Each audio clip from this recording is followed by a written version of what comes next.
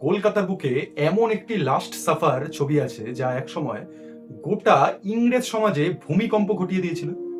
আমি অভ্রনীল, আর আজ ফান্ডামেন্টাল অভ্রনীলে আপনাদের বলবো কলকাতার সেন্ট জন চার্চে লুকিয়ে থাকা এক বিস্ময়কর শিল্পকর্মের গল্প, ইউহান জোফানির আঁকা ভারতীয় লাস্ট সাপারের কথা।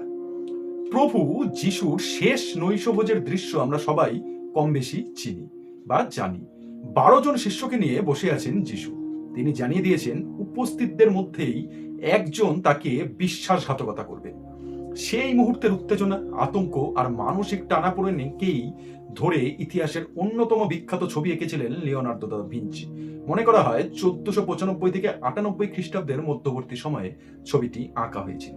কিন্তু প্রায় 300 বছর পরে সেই একই বিষয় নিয়ে কলকাতায় এমন একটি ছবি আঁকা হলো যা হয়ে উঠল বিতর্কের কেন্দ্রবিন্দু। এই ছবির শিল্পী ইউহান জোফানি। 1733 সালে জার্মানির ফ্র্যাঙ্কফুর্টে যার জন্ম।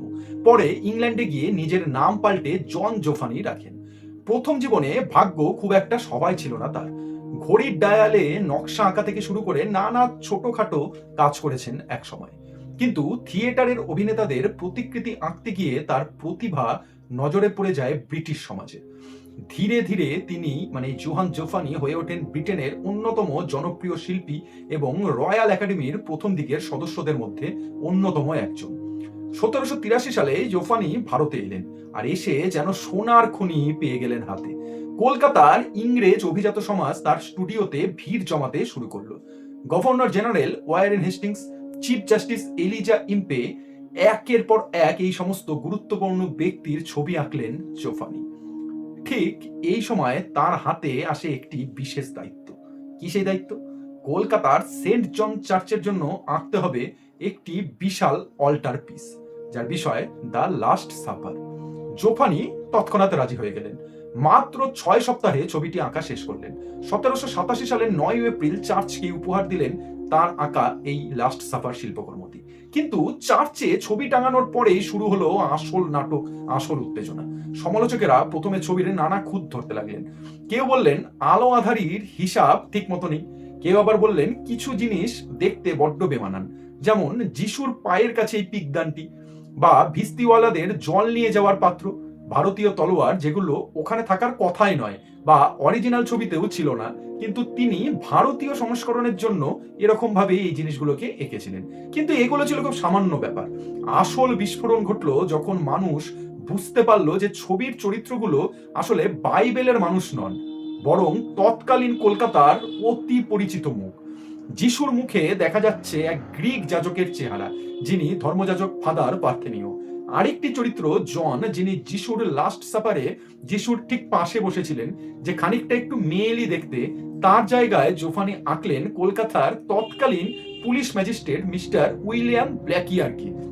এই মানুষটি দারুণ ছদ্মবেশ নিতে পারতেন এবং বিশেষ বিশেষ সময়ে মহিলাও সাজতে পারতেন। তাকে মহিলা ভাবে বিভিন্ন চরিত্রে দেখা যেত এবং তাকে আঁকলেন। আর সব শিষ্যই কলকাতার সমাজের নামি দামি ব্যক্তিদের আদলে তিনি আঁকলেন।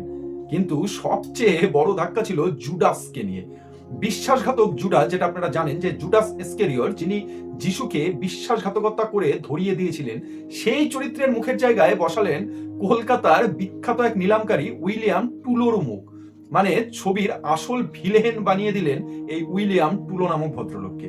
ভাবুন একবার, আপনি চার্চে গেলেন আর দেখলেন ইতিহাসের সবচেয়ে কুখ্যাত বিশ্বাসঘাতকের মুখটা অবিকল আপনার নিজের মুখের মতো। শোনা যায় টুলো একসময় জোফানিকে টাকা ধার দিয়েছিলেন এবং পরে কড়া হাতে সেই টাকা আদায়ও করেছিলেন। অনেকে মনে করেন যে সেই রাগ থেকেই জোফানি তাকে জুডাস, ডিরেক্ট একদম জুডাসের মতো ভিলেন বানিয়ে দেন। উইলিয়াম টুলো এই অপমান কিন্তু সহজে মেনে নেননি। তিনি সরাসরি মানহানির মামলা ঠুকে দেন জোফানির বিরুদ্ধে। সেই সময় কলকাতার সংবাদপত্র, বিশেষ করে ক্যালকাটা গেজেট, এই ঘটনা নিয়ে বেশ সরগম হয়ে ওঠে। ভাবুন, একটা ছবিকে নিয়ে কত দূর তার বিস্তার হয়েছিল। সর্বত্র আলোচনা ছিল একটাই, যে লাস্ট সাপারের জুডাস কি আদতে সেই ব্যক্তি? শেষ পর্যন্ত মামলা খুব বেশি দূর যদিও এগোয়নি, কারণ জোফানির পাশে ছিল ক্ষমতাশালী প্রশাসনের একটা গুরুত্বপূর্ণ সমর্থন। 1789 সালে জোফানি ইংল্যান্ডে ফিরে যান। বয়স বাড়ার সঙ্গে সঙ্গে তার শরীরও যথেষ্ট ভেঙে পড়ে, আর কখনো তিনি কলকাতায় আসেননি। কিন্তু তার রেখে যাওয়া সেই বিতর্কিত ছবি এখনো কিন্তু স্বমহিমায় রয়েছে। আজও যদি আপনি কলকাতার সেন্ট জন চার্চে যান, চার্চের ভিতরে ঢুকেই দেখতে পাবেন সেই ঐতিহাসিক লাস্ট সাফার। প্রায় 250 বছরের পুরনো সেই ছবির সামনে দাঁড়ালে মনে হবে এটা শুধু একটি ধর্মীয় চিত্র কিন্তু নয়, এটা যেন 18 শতকের কলকাতার এক জীবন্ত দলিল। এছাড়াও জোফানি আরো কিছু বিখ্যাত ছবি কিন্তু তিনি এঁকেছিলেন 6 বছর ভারতে থাকাকালীন, যার মধ্যে অন্যতম একটি ছবি সুপ্রিম কোর্টের প্রথম বিচারপতি স্যার এলিজা ইম্পের প্রতিকৃতি, যা আজও কলকাতা হাইকোর্টের রুম নাম্বার 1-এ গেলে কিন্তু আপনারা এই ছবিটি দেখতে পাবেন।